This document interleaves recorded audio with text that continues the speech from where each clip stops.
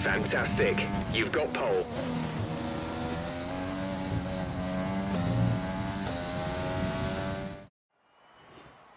And with qualifying complete, let's review our top three today. Lee, Sainz, and Lando Norris.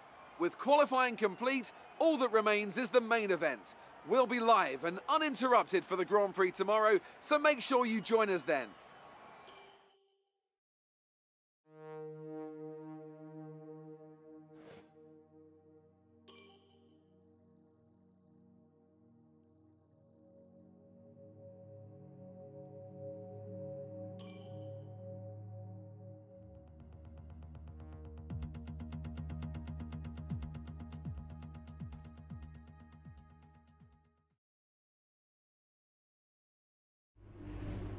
All right, I think we can call that a successful qualifying.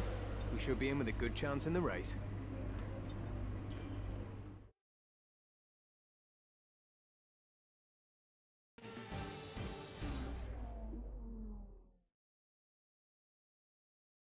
Welcome along then to France, host of the world-famous Tour de France.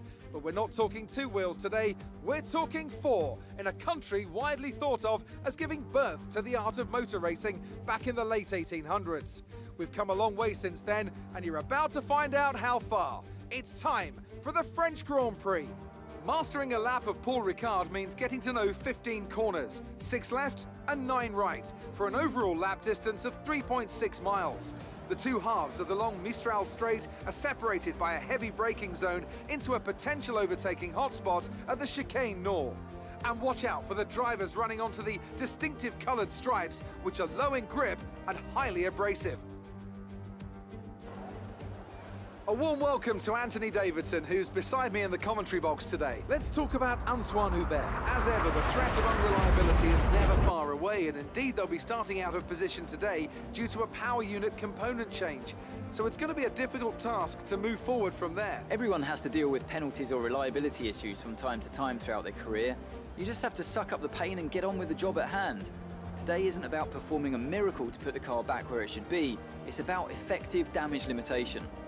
With the race minutes away from starting, here's what today's grid rundown looks like. Lee lines up on pole position, and talented Spaniard Carlos Sainz completes the front row. Looking down the rest of the grid, we have Norris, Bottas, Max Verstappen, and Gasly, Albon, Kvyat, Ricciardo, and Sebastian Vettel, Giotto, Ocon, Kevin Magnussen, and Russell, Matsushita, Latifi, Charles Leclerc. They'll be starting further back after an earlier grid penalty, and Lance Stroll, De Vries, Hubert, Giovinazzi, and Guan Yu Zhou.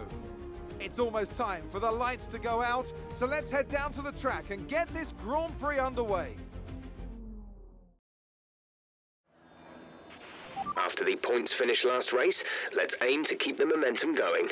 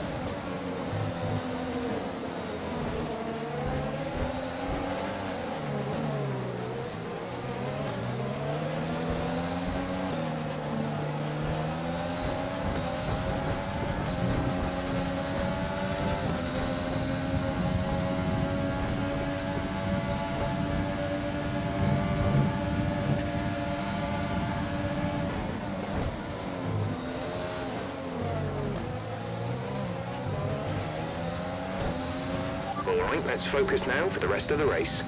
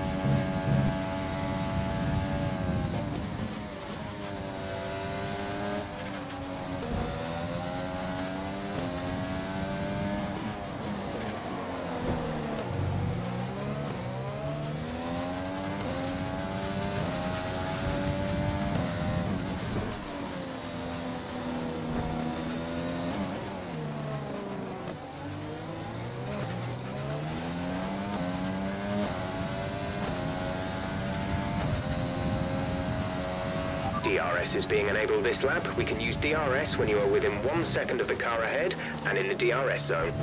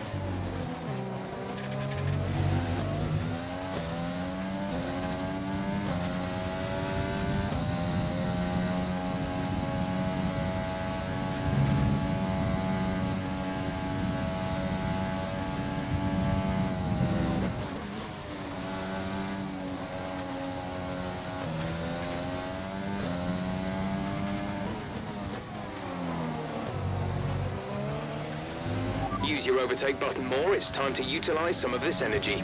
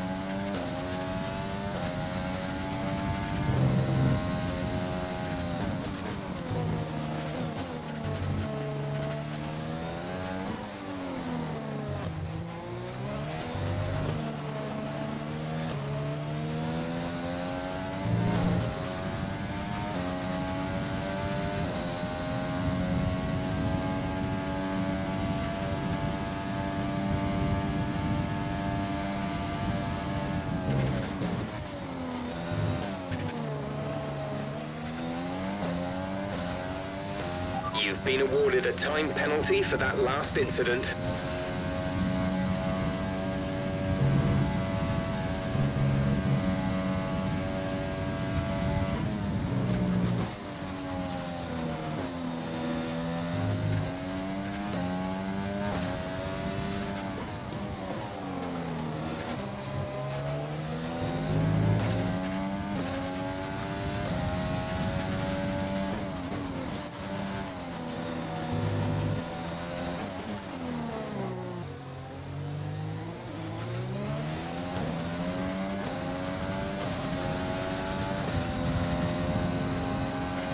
This is your final lap of the race.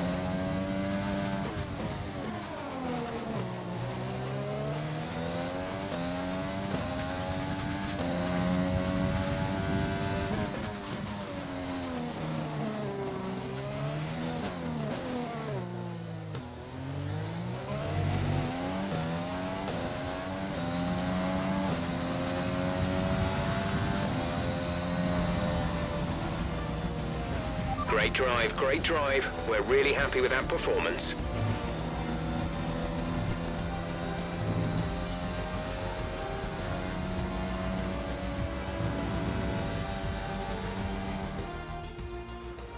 There's a few disappointed faces up and down the pit wall after that one, but not here.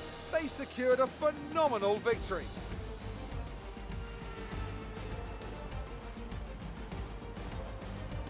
Anthony, tell me, what was it that helped them achieve this success? I think a large part of the result comes down to temperament. They were able to keep their heads when everyone around them was losing theirs, and that's allowed them to get the best out of the car, to maximise the strategy, and to stay out of trouble. A show-stopping performance from the three drivers approaching the podium right now. It's been an interesting Grand Prix, that's for sure.